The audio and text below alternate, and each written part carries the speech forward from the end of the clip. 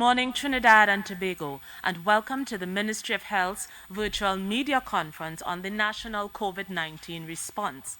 The members of today's panel are the Honorable Terence Deyalsingh, Minister of Health, Dr. Miriam Abdul-Richards, Principal Medical Officer, Institutions, and Dr. Avery Hines, Technical Director of the Epidemiology Division at the Ministry of Health. I'm Candice Alcantara, Manager Corporate Communication at the Ministry, and your moderator this morning.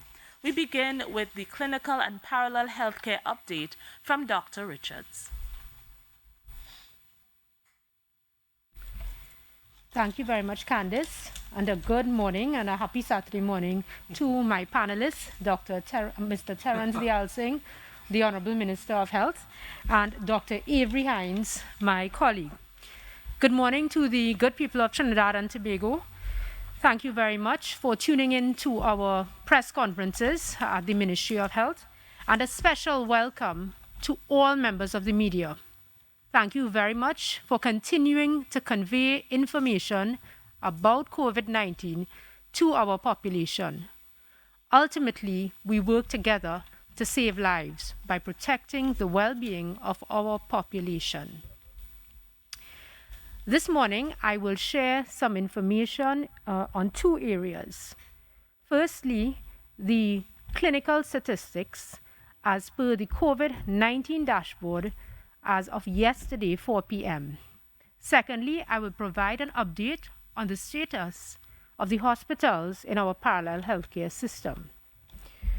So this morning, I'm sharing update number 976. There were an additional 1,259 positive cases confirmed. This brings the active number of positive cases to 18,034. Sadly, 22 families lost relatives and friends who would have succumbed to this unrelenting virus. This takes the total number of deaths to 3,278. The total number of patients in the parallel healthcare system was 586 as of 4 p.m. yesterday, and this morning I will now provide an update as of 8 a.m. on the 22nd of January 2022. The Honorable Minister will provide further details on the vaccination status of the population. Ladies and gentlemen, over the past week, the parallel healthcare system admitted less patients than the previous week. This is a trend that we have noted over the past 2 weeks, and generally from on or about the 23rd of December. For the past 95 days, the parallel healthcare system has been strained by an increasing number of patients on a weekly basis up until the 23rd of December.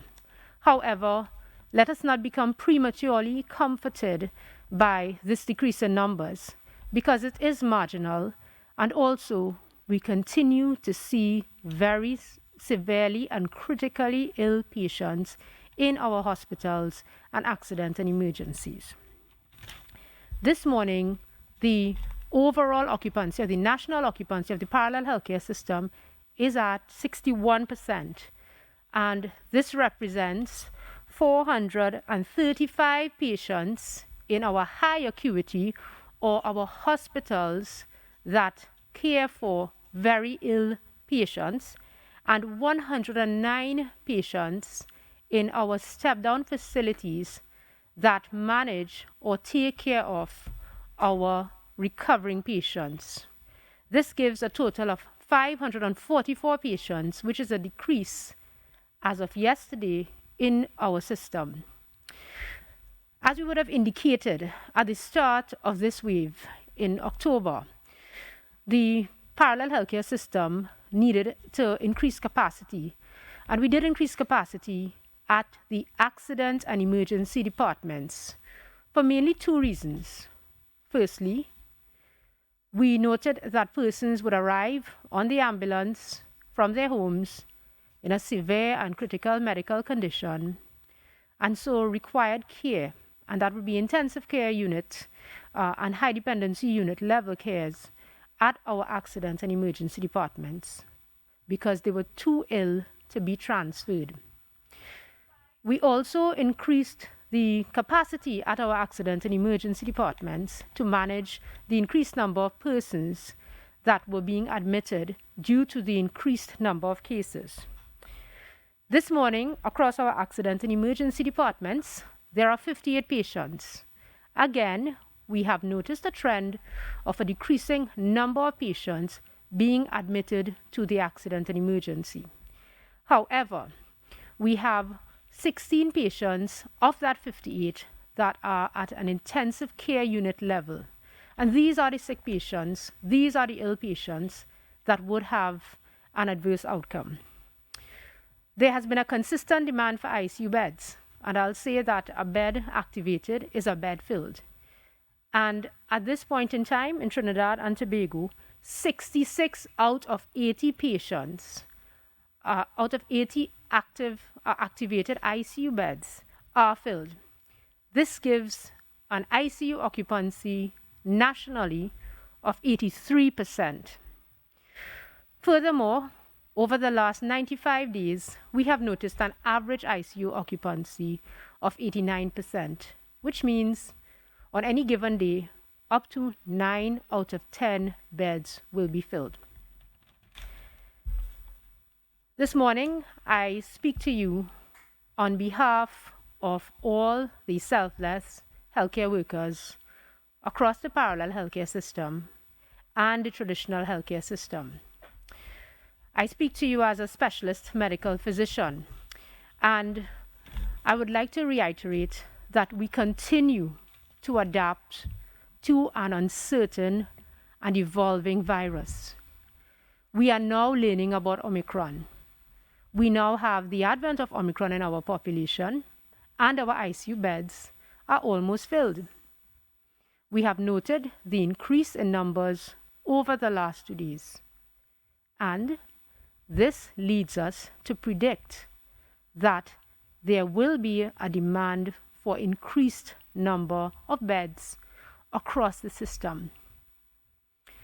We continue as a courageous and resilient medical team to try our best to increase capacity, and we also continue to try to ensure that the quality of care that every single patient receives is to national guidelines and is in compliance with these guidelines. However, resources are limited, and eventually they may be expended. We would like to ask the population, and we know you're informed and that there's a lot of research and reading around COVID-19, and this is a global trend. But we ask you to review the certainties of the treatment of COVID-19. Firstly, vaccination has been proven to be safe and effective in reducing the risk of hospitalization. It reduces your risk of transmitting the virus and the variants to your vulnerable relatives. That is the elderly, young children who cannot be vaccinated. It reduces your risk of being admitted to the ICU or the HDU, where unfortunately you may have an adverse outcome. And of course, it always also reduces that risk to your relatives. The second certainty that we have noted is that early admission to the hospital, whether or not you're vaccinated, whether or not you have comorbidities, is essential. We need to pay attention to the clinical evidence that we as physicians would provide and stop the reliance on other levels of care.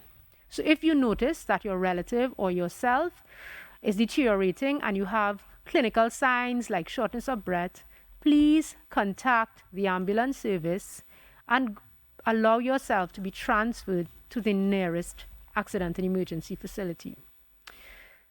Lastly, we continue to impress upon everyone the global evidence of the 3 Ws. The public health measures and your personal and social responsibility is key to curbing this virus. As I end today, I would like to recognize every single frontline worker who continues to be resilient after almost 2 years on the front lines, as well as those who support, such as the ambulance services and administrative staff. Let us continue to collaborate to try to curb this unrelenting virus. Thank you very much, and I pass you over to Candice. Thank you very much, Dr. Richards. We go now to Dr. Hines for the epidemiological update. Thank you, Ms. Alcantara. Good morning to the Honorable Minister, to my colleague, Dr. Miriam Abdul-Richards. Good morning to members of the media, members of the viewing and listening public. We'll go straight into the slides for the epidemiologic update. And if we look at the first of these, what we see is our epi curve, that epi curve showing numbers of cases by the dates on which the individuals were swabbed, the dates on which they present themselves to the healthcare system. And we do see that the color coding remains. The green bars to the very right of the graph are those representing the days for January thus far. And while we do note that there are shorter bars on that side than there were for the month of December, we also note that there is something of a changing trend with respect to the direction, especially in the last week or so, which is more easily seen at the weekly time scale. So let's move to that time scale, the next graph. And what we see is that while we were having slightly shorter bars throughout the second half of December, and even into the first and second weeks of January, this third week of January, which isn't yet complete, because that bar does not contain the data that will be released later today with respect to the numbers of cases diagnosed on Saturday. We have already surpassed the total for the week 2. So we are now seeing what appears to be a bit of an upward trend, which is not a surprise, given the fact that we are aware of the circulation of the very transmissible Omicron variant. And if we've been paying attention to the releases, you would note that as we have moved from one release to the next, we have found increasing numbers of those individuals who do not have a travel history or a history of contact with a traveler, which lends evidence to the existence of chains of spread within the community already. So we do have to brace, as Dr. Richards would have been saying, for increasing numbers of cases on the basis of the introduction of this variant. If we move to the next slide, we just see what I said in bar shape, now in tabular format. And whereas we had a small decrease for the week 2, epidemiologic week 2, of a 7.3% drop, we're already surpassing the total for week 2, and we haven't finished week 3 yet. So that this week there will be an increase, and we have to continue to monitor to see the extent to which this continues to happen. Moving to the next slide, we see the same data again now just at the monthly time scale, comparing December, which is complete and had 20,538 cases, with the 3/4 finished, or so just about 2/3 finished January, which has already amassed 13,365. So while the pace was a bit slower at the start of January, we still have quite a few days left, and we will see whether we end up surpassing December or not, based on these current or recent changes in the numbers that we are now seeing. Moving to the next slide, we note that the demographics, however, have remained largely the same in terms of the pattern of who is getting ill, with the male-female balance remaining just about equal, and with the vast majority of the cases being in that age band that's in the middle, that 25 to 49-year age group. Whereas, if we move to the next slide, looking at the fatalities, we see that there's some clustering towards the top, meaning the older age groups are overrepresented. So they're about 2/3 of the fatalities in that 60 and over age group. But 2/3 isn't all. So there is 1/3 of the 3,000 plus COVID fatalities that is actually in the under 60 age group. And that accounts for over 1,000 individuals. So we cannot ignore this. We cannot think that, well, the death rate is really only affecting this older age group. Everyone needs to pay attention to the fact that COVID-19 kills across the age spectrum, and therefore the need to protect yourself across the age spectrum with the available vaccinations that we have is imperative. We do need to continue to drive the message that the public health measures continue to be effective in reducing your risk of transmission, washing your hands, wearing your mask, watching your distance, and that includes the areas or the times at which you may want to congregate. We need to reduce those so that we reduce the risk of ongoing transmission and large spreader events. And on top of that, you reduce your risk both of contracting disease and of getting serious illness by your taking the vaccine and following the booster schedule when your booster doses become available. So you do want to leave the epidemiologic update on that note. As we face the surge that we know will come with the Omicron variant, we do want to ensure that the public continues to adhere to these guidelines and make use of the vaccines, as these are our best lines of defense. With that, I turn you back over to Ms. Alcantara. Thank you, Dr. Hines. And we go now to the Honorable Terence Deyalsingh, Minister of Health, who will give us some further information on our vaccination status and some other important updates. Thank you very much, Candice. Good morning to Dr. Richards, Dr. Hines, ladies and gentlemen of the media, and most importantly, good morning to our viewers and listeners wherever you are. Thank you for tuning in once again.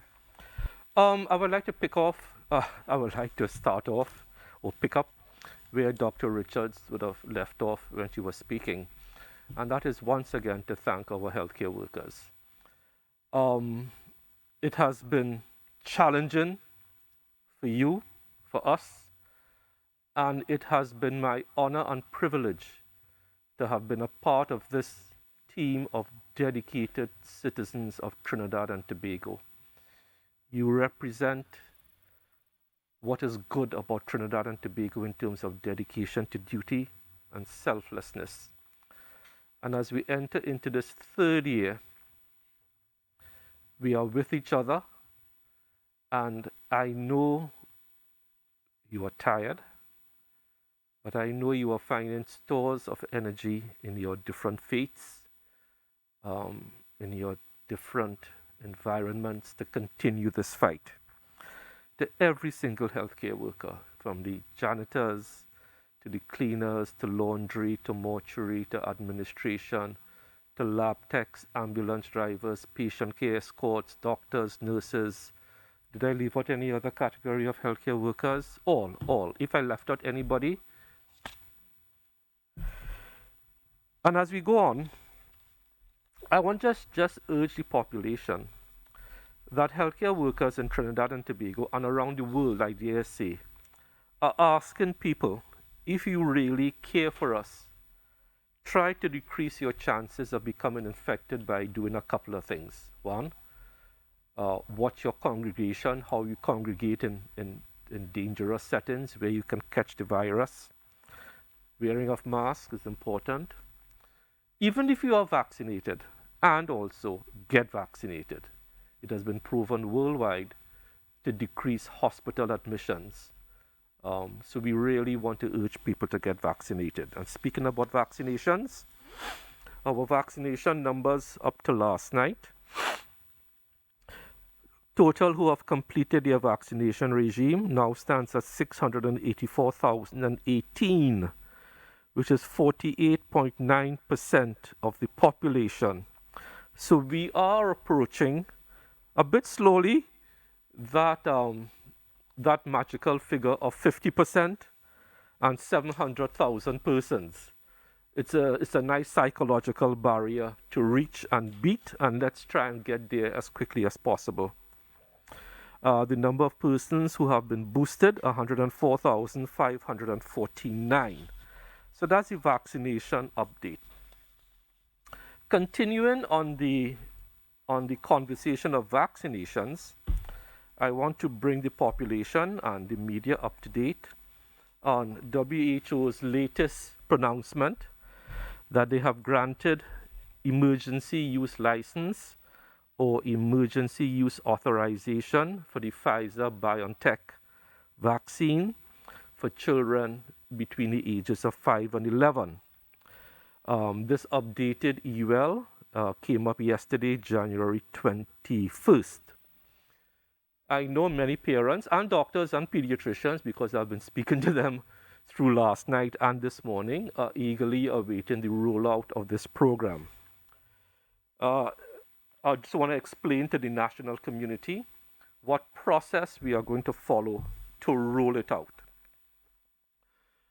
The Chief Medical Officer, will convene his technical advisory group on Monday, the TAG group, to dissect and digest the updated interim guidelines which WHO put out yesterday. We will also be conferring with, as we always do before we launch a new vaccine, PAHO and CARPHA, to look at their technical guidance and technical details. So far this morning and last night, when this interim guideline came out, I personally have been in contact at a national level with Dr. Faith By-Israel of the Tobago Regional Health Authority to coordinate not only a national rollout, but a national training and sensitization program for those who have to administer the vaccine. I have also alerted the Honorable Nyan Gatsby-Dolly, the Minister of Education, because this directly affects school children between the ages of 5 and 11. We have already reached out to Dr. Viren Singh of the Pediatric Society. I have already reached out to pediatric oncologists at Eric Williams Medical Sciences Complex. All of these persons will be invited to examine the document and examine the way forward with their recommendations for a national rollout.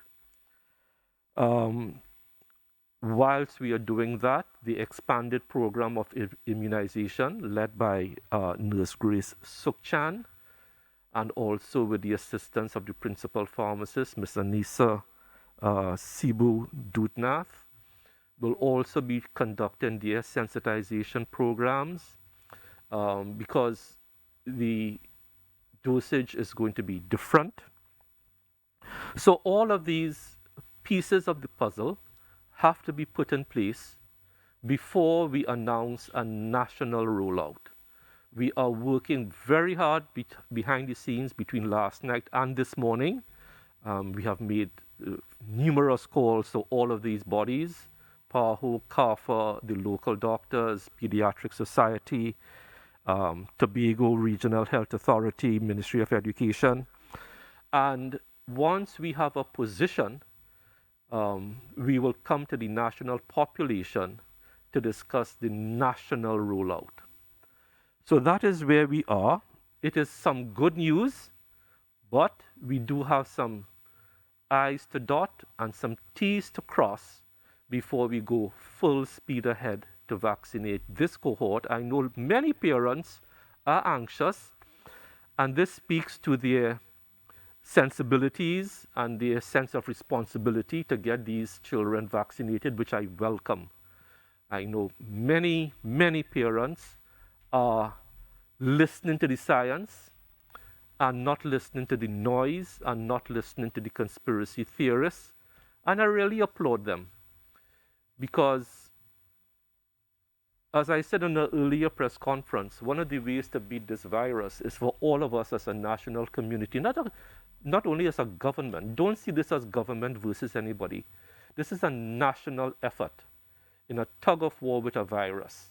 And if we all pull in the same direction as a national community, we can overcome the virus.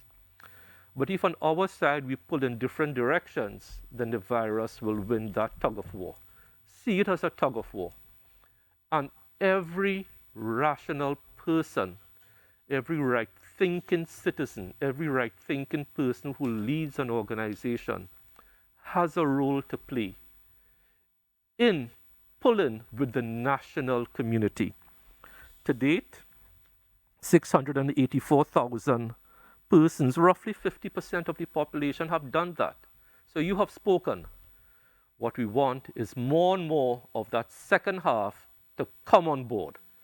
So we urge everyone, the vaccinations are there, they are safe, they are reliable, they will save lives, they will save you a trip to the hospital, they will save you a trip in an ambulance, and let's do our bit to increase our vaccination rates by listening to the science, by listening to people who have your best interest at heart, and with that, we can do a lot better in 2022. Candice, I thank you, and I think we are ready for questions. Thank you very much, Minister. And as Minister indicated, we are ready for questions. And we ask the members of our media, as is usual, please indicate your name and the media house that you represent before posing no more than two, please, brief questions at the same time, and we will respond. If we have additional time, of course, we will come back to you if you have more questions. We begin this morning with questions from AZP News, please.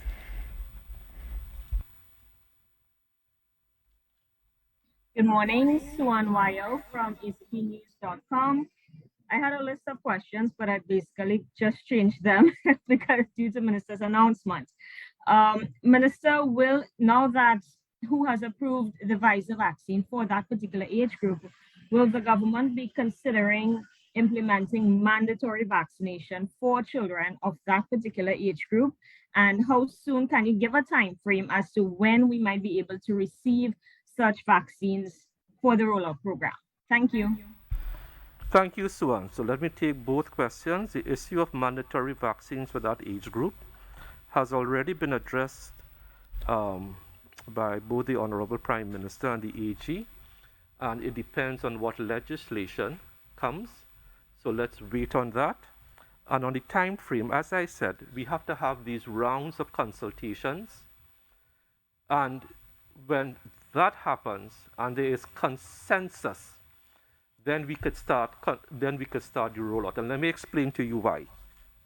You may recall at a previous press conference, the information at that time, and every time we speak, we always say the information at that time.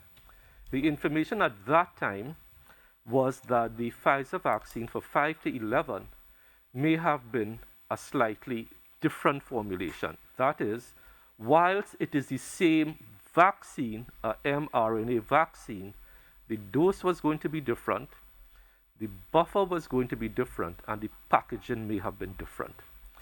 What we have to do with this update that WHO put out yesterday is to see if it speaks to that, or it speaks to the fact that the current vaccines we have can be used by changing the dosage as said in the release. So it's not a yes or no answer, and that is why I said in my comments, we have to have these consultations with PAHO, CARPHA, the Pediatric Society, and listen to their technical advice on what WHO put forward yesterday. It is only when that happens, as I said, then we could talk about rollout. Okay? Thank you very much. Thank you, Minister. Let's go now to TV6, please. TV6, we're ready for your questions at this time, please. Hi, good morning to the entire panel. Minister, I'm happy to see that you are well, given the incident. I have two quick questions. I know that for the children ages 12 to 18, we gave a figure of 90,000 that were eligible to receive the vaccines. And I wanted to find out how many children do we have within the 5 to 11 age group that would be eligible for these vaccines? So that's my first question. Second question, WHO recently stated that despite all of the travel bans and so on, that has failed to curb the spread of the Omicron variant in particular. And based on the recent reports, it recommended that countries relax their travel restrictions and not ask about vaccination status in relation to entry. Is the ministry in discussions over this particular development in terms of updating the travel protocol? Thank you very much, and thank you for your concern. Yes, I am fine, thanks. Okay, so according to CSO data, and that is what we use, that 5 to 11 cohort is estimated to be somewhere around 150,000 children, 5 to 11. So that's the kind of numbers you are looking at, right? On the issue of travel bans and vaccination status, at this point in time, and I always say at this point in time, the entry requirements into Trinidad and Tobago do stand, but we always pay attention to what is happening internationally, regionally, because protocols change with time. And as you learn to live with the virus, you can see even locally, so many things have been relaxed, even though cases occasionally rise to 1,000.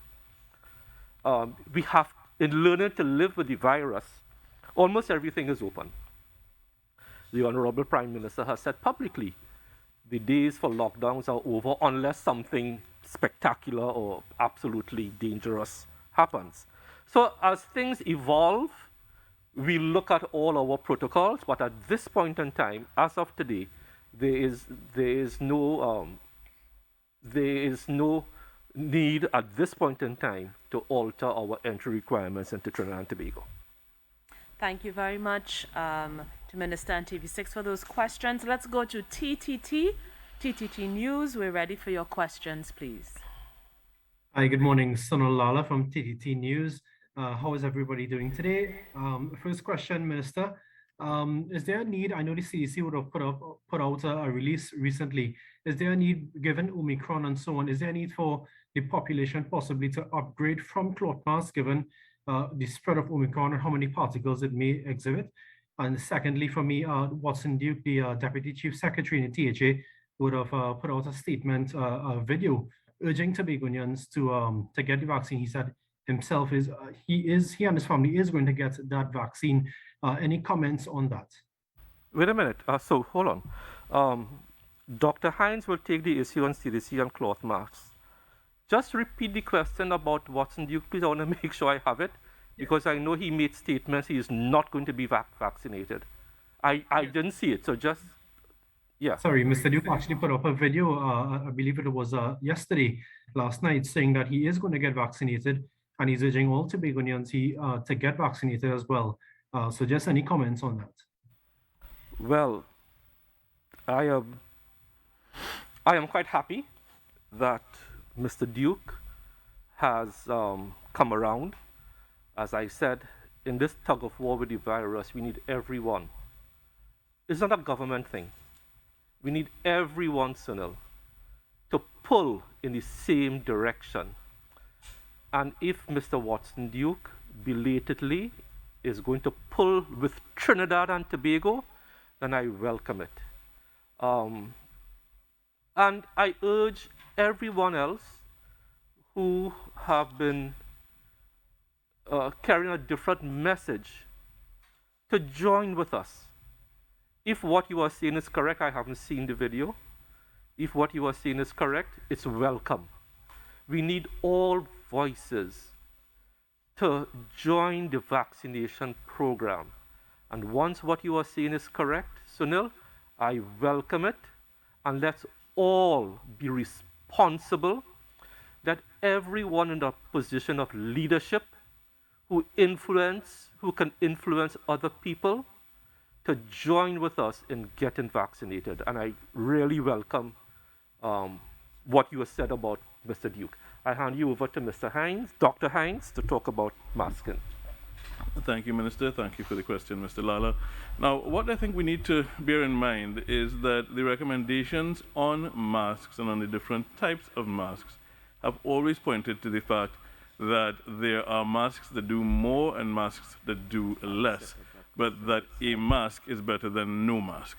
So whereas the recommendations on reducing risk with Omicron suggest that more filtering would be more beneficial because of the level of transmissibility and the number of particles that are released, we don't want to take away from the fact that whichever level of masking we adhere to is going to have some effect.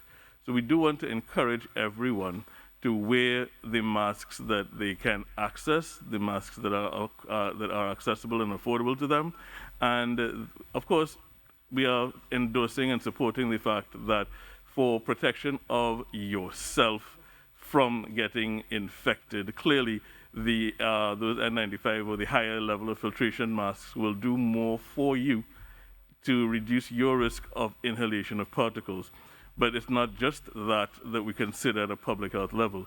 We also look at the reduction of your expulsion of droplets, and that is where whichever masks we currently wear will have some effect. So we do want to continue to encourage everyone to use the masks they have, but be aware of the science that if you want to reduce your own personal risk of inhalation of droplets, especially in enclosed areas or that sort of environment, then yes, as the CDC has pointed out, those N95 masks will confer a higher level of benefit. But masking across the board, whether it's with the cloth masks or the surgical masks or the N95 masks, will continue to provide that public health benefit that we continue to advocate with our 3 Ws. Thank you, Dr. Hines. Guardian Media Limited, I believe that you have indicated that you have questions to pose this morning. Please go ahead.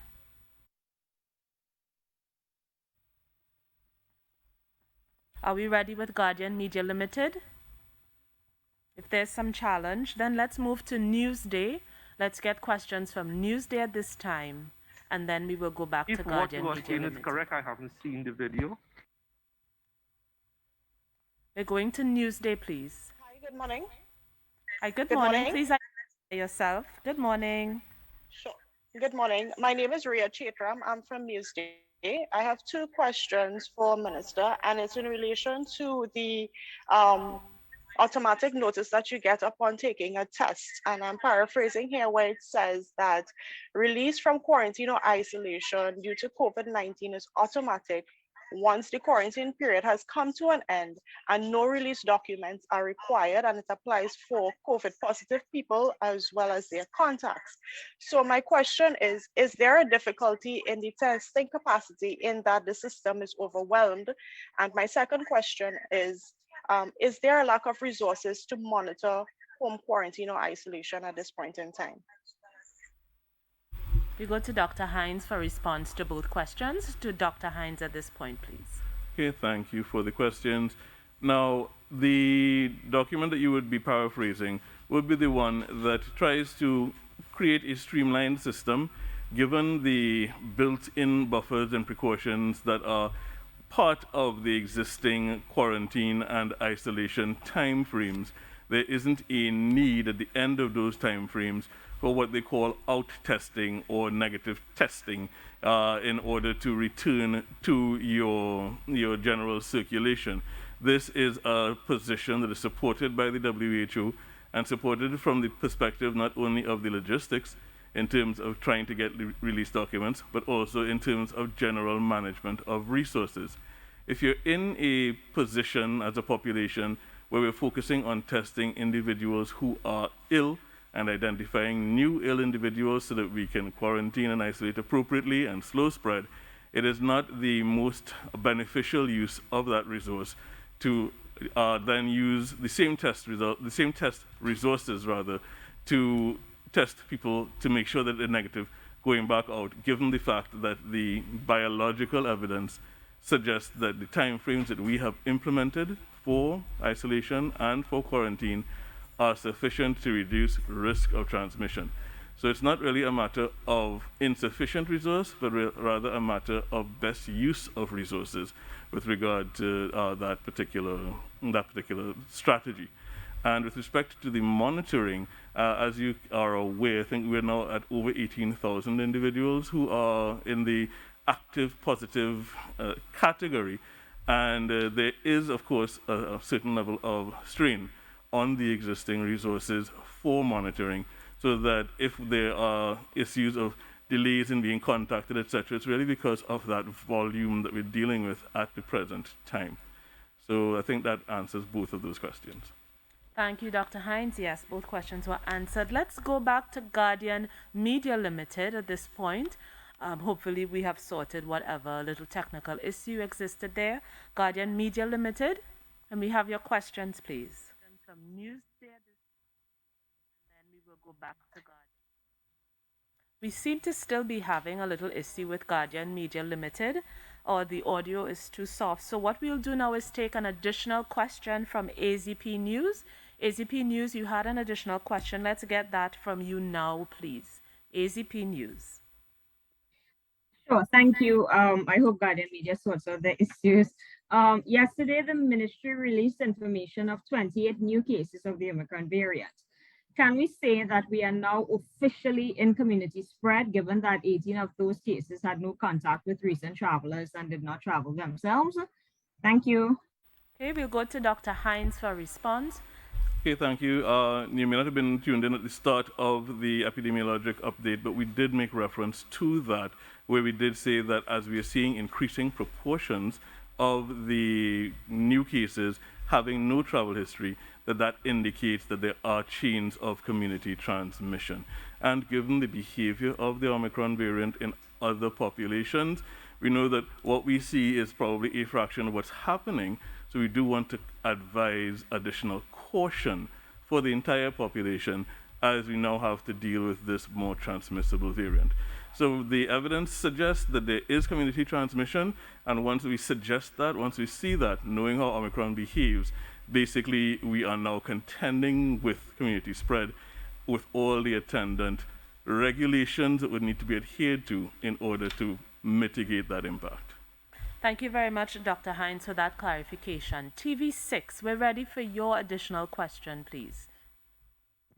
Okay, thank you so much. My question is for the minister. Minister, I know that this week you would have mentioned 121 people had broken their quarantine orders as at mid-January. Now, I know that this is a matter that the TTPS deals with. However, I just want to find out, does the ministry follow up with the TTPS on to see how these cases are progressing in relation to prosecution? If so, can you say what is the status of these cases before the police and by extension the judicial system? Okay, so I think the question was answered. Once we report a case to the TTPS, the TTPS will in fact do the necessary investigations, and if charges are to be laid, they will be laid. We, through the Chief Medical Officer and his interministerial team, there's always constant contact between himself and ACP Williams, who sits on that team, but the ministry does not prosecute, but the ministry does keep an eye on it. But it is up to the TTPS to see how many of those instances have been converted to charges and prosecutions and so on. Thank you, Minister. Let's go back to AZP News. I think we have one more question from AZP News right now. Let's please go to AZP News. Hi, yes, thanks. This relates to the ambulance service, and basically the general question is, will or are assessments being done regularly to assess the ambulance service? Because there are several concerns that have arisen within the past week due to talks with patients, medical staff, and ambulance service providers. These include long waiting time, not because of a lack of ambulance service, but because of lack of trolleys and wheelchairs at the hospitals. Have your questions, please. Hello, good morning. Sorry, there's a little glitch there as well. I'll just stop right there. So I'll just ask if there are assessments being conducted to ensure efficiency of the ambulance service, given the numerous complaints across the board. Thank you. Thank you very much, Suan. That's a very important question, because the ambulance service is actually the first stage when a patient seeks treatment for COVID-19. And of course, we are always interested in receiving feedback from members of the population, the healthcare workers, and of course the media to improve any service in this response to COVID-19. So I'll just give you a little bit of background. The ambulance service system consists of a collaborative effort between the GMRTT, and those are the ambulances that you notice with the 811 that you contact, and the RHA ambulances. The GMRTT and the RHA ambulances, since the onset of the COVID-19, have been doing both inter-facility transfers. So, for example, if we need to move a patient from the accident and emergency to the step-down facility or to the hospital, the GMRTT or the RHA ambulance may transport that patient based on availability. And that's the first step that we took to collaborate to increase the ambulance service capacity. The home to hospital transfers to the accident and emergencies, that is done by GMRTT. So to summarize, it's a collaborative effort, and we increased capacity between the two ambulances services. Now, you asked a question regarding the follow-up and the monitoring, and basically the quality assurance around the ambulance service. We do have metrics that we measure and we look at, and we do look at operational issues. So let's start with the first part of your question about metrics. The GMRTT service has a real-time monitoring and computerized system that is shared with us at the Ministry of Health and the RHA. Every 4 hours, we are able to look at a spreadsheet that comes to us automatically, identifying delays at the different hospitals. And we do have a metric of 60 minutes. So that's the first step that we take. Secondly, we have a clear communication between the ambulance services, and we have regular meetings. So if there is a change that is required or a change in our procedures, we do make the amendments subject to the relevant approvals. You also indicated the issue of trolleys. Now, that's an operational issue that arises at the RHA, but I can confirm through the United Nations operations, which is the UNOPS service, the Ministry of Health received a donation in December of 15 trolleys.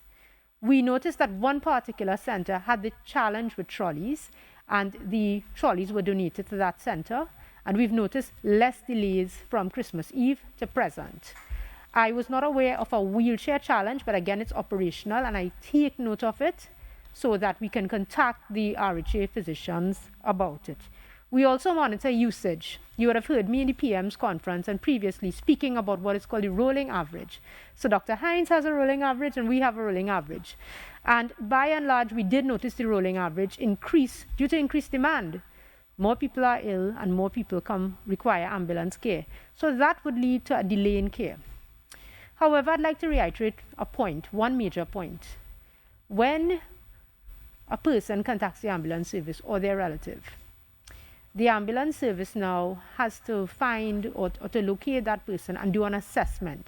So there's a call that's made, an assessment, then the ambulance goes to the home, another assessment is done, a medical team reviews this patient via telemedicine. We notice a significant number of refusals, and we understand that persons may be hesitant to seek care. We understand that there is a reliance on other forms of care.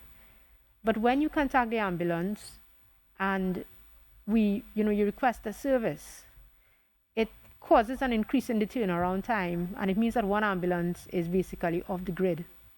So someone else who needs an ambulance will have a delay. And we understand your concerns and your fears, but you would possibly be denying someone else in need of care.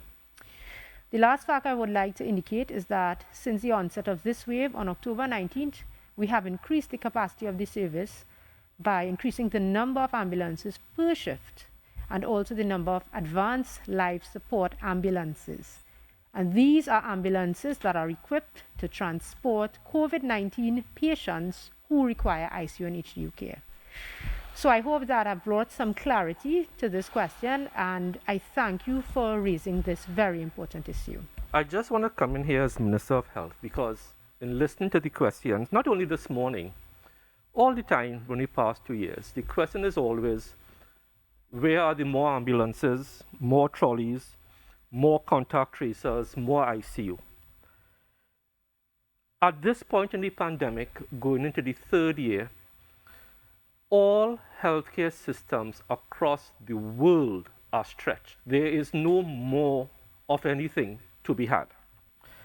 There are some hospitals regionally and internationally are telling their populations, don't come to us. We are not doing that here. They are telling you, don't come. And the point I would like to make to the population, because I listened to the questions, why can't we do more of this or more of that? What we need is more vaccinations, less reliance on ivermectin, because there is no more healthcare workers. There are no more doctors, there are no more doctors, there are no more labs, there are no more ambulances. So you can't keep on adding resources if folks decide, I am not going to get vaccinated. And that's why the conversation has to be not adding more of this or more of that, but more vaccinations. The more vaccinated a population is the less demand on healthcare systems.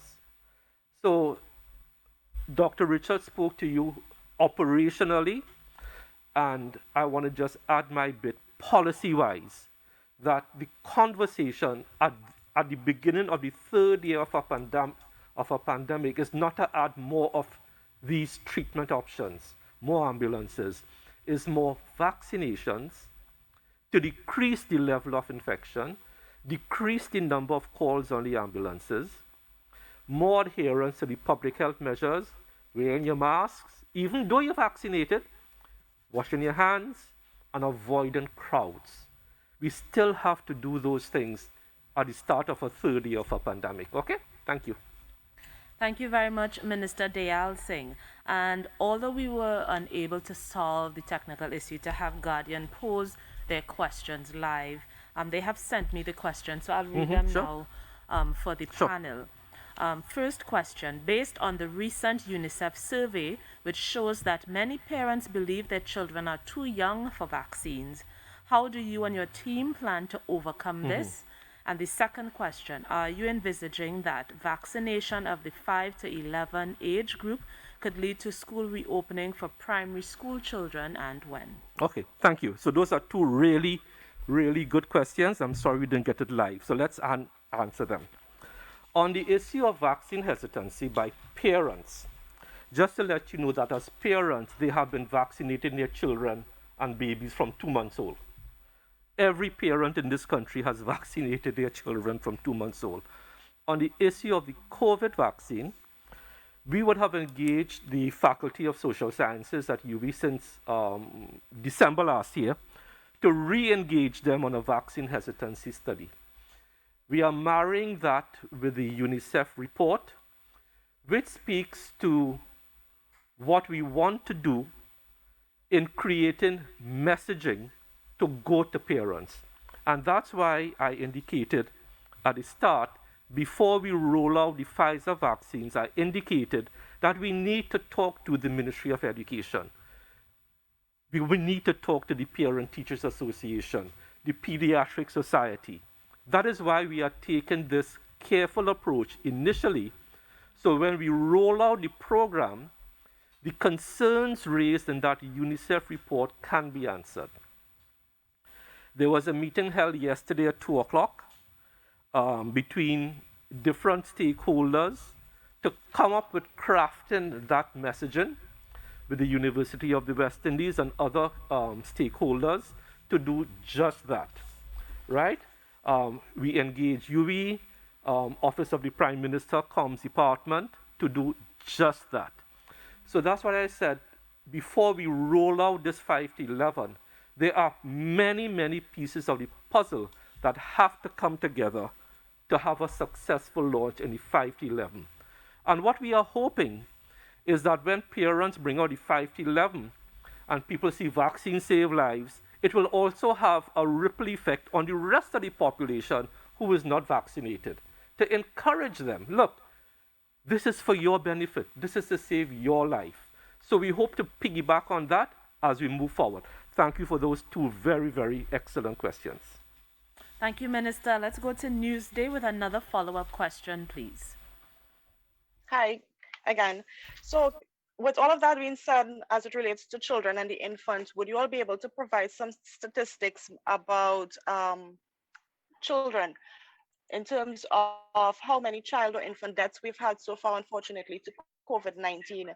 Were there any comorbidities detected, and what were those comorbidities, and how many children are currently in ICU or HCU? And is there any way that you could tell us which one of the variants, or is there a breakdown of the variants that have affected children so far? Okay, so let's go to Dr. Hines to respond to that question, please. Okay, I'll respond to a bit of it, and Dr. Abdul Richard will respond to the bit regarding that who's in institutions.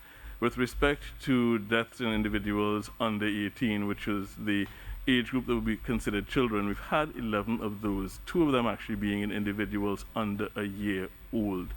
And we do not have information on which variant may have been in play, because it's not a routine that you will sequence. That's the word you use when we look at the genetics of the virus and see which variant it is. It's not a routine to sequence all of the positives, even among the pediatric population. So we don't have information on what variant is in play, but we have basically been in the midst of a Delta variant surge. Omicron is only now becoming a competitor for that. So it would more than likely be that the variant in circulation is Delta, and that would have been responsible for those that we're speaking about now.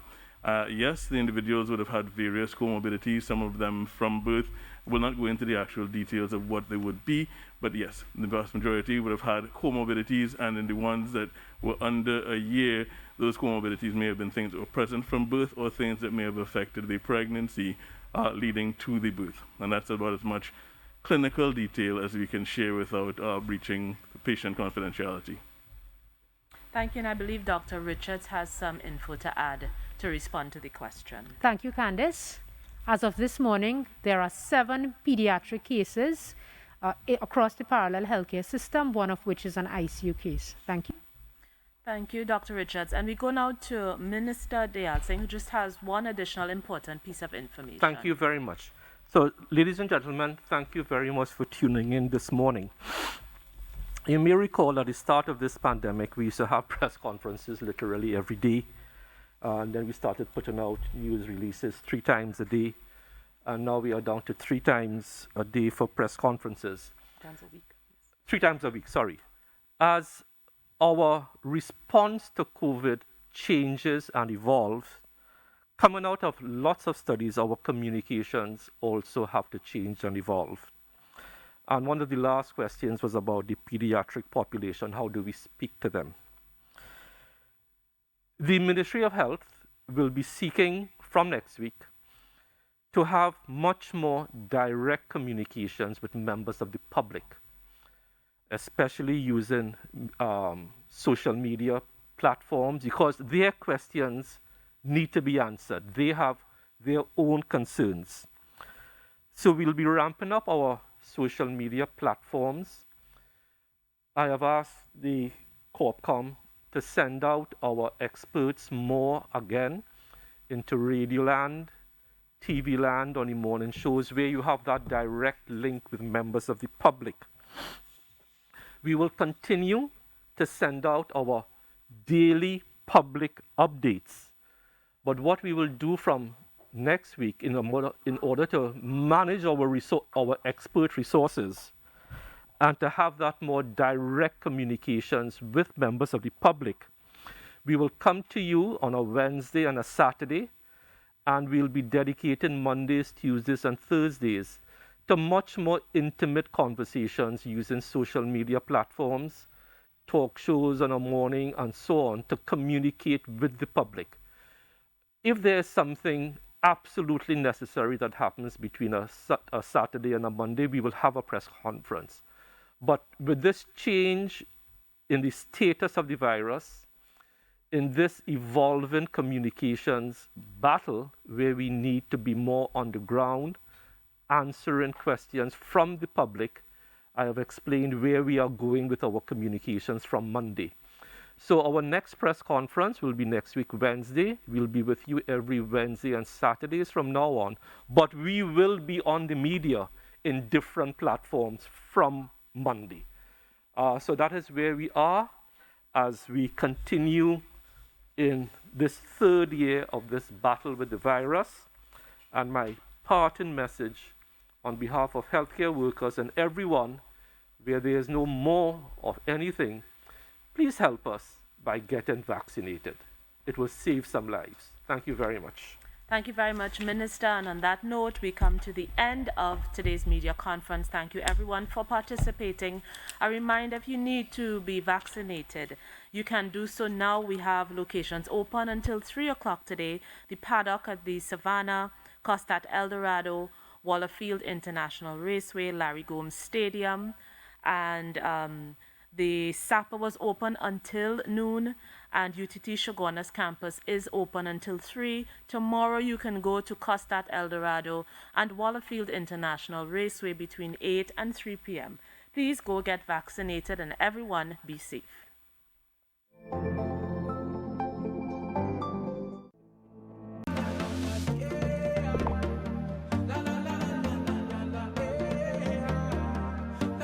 This is TTT.